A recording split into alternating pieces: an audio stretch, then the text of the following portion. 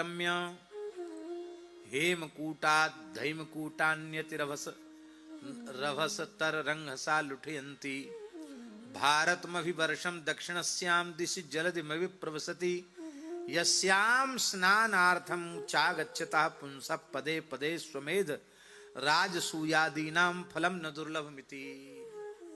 इन गंगा जी में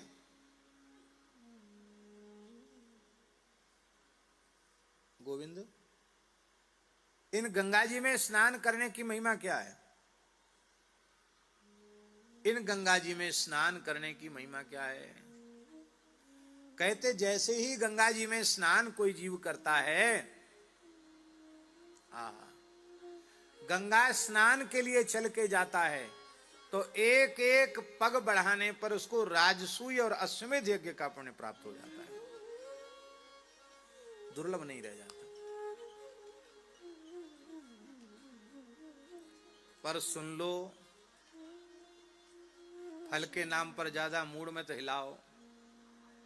हाँ, यदि जूता चप्पल पहन के पैदल चल के गंगा नहाने गए तो अर्धम हरति पादुका, आधा पुण्य जूता चप्पल पहनने से खत्म हो जाएगा। और वाहन में बैठ के गए तो उसका आधा फल उससे खत्म हो जाएगा। इसलिए स्नान करके पवित्र होके बिना पदत्राण के पैदल चल के जाने की महिमा है। इतना भी कम से कम न हो सके वर्तमान की परिस्थिति में, तो कम से कम जहां आप रुके हैं वहां से गंगा स्नान के लिए चलें तो जूता चप्पल पहन के न चलें। स्नान करके पवित्र होके 1-2 किलोमीटर चलना पड़े कोई बात नहीं, 1-2 किलोमीटर पैदल चल करके जाएं, उसकी विशेष महिमा है। साष्टांग प्रणाम करें, अशुद्ध शरीर को गंगा जी में न धोवें और जल लेकर के पहले अपने मस्तक पर चढ़ावें, नेत्रों से लगावें, फिर आचमन करें, प्राणायाम करें, संकल्प करें, तीर्थ का पूजन करें यदि संभव हो सके तो, और फिर धीरे धीरे जल में प्रवेश करें। कूदें नहीं, शोरगुल नहीं मचावें।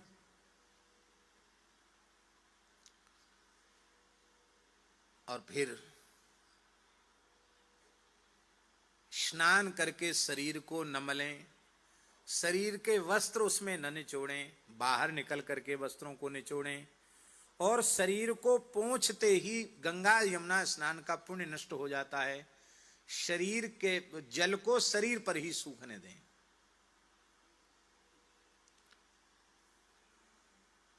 इतना सावधानी से गंगा जी में नहाओगे तो गंगा जी का पूरा लाभ आपको मिलेगा। वहीं खखार थूक दिया, वहीं नाक छिनक दिया, वहीं प्रभाती कुल्ला कर दिया तो उल्टे पाप लगे। महाराज जी लिखा है, हम अपने मन से नहीं कहते हैं, पवित्र तीर्थ में, नदी में, जलाशय में, कुंड सरोवर में मल निर्मोचन करने वाले व्यक्ति को ब्रह्म हत्या का पाप लगता है।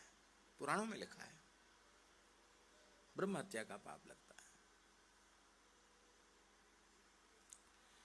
है। ऐसी पूज्या श्री गंगा जी हैं। नमामि गंगे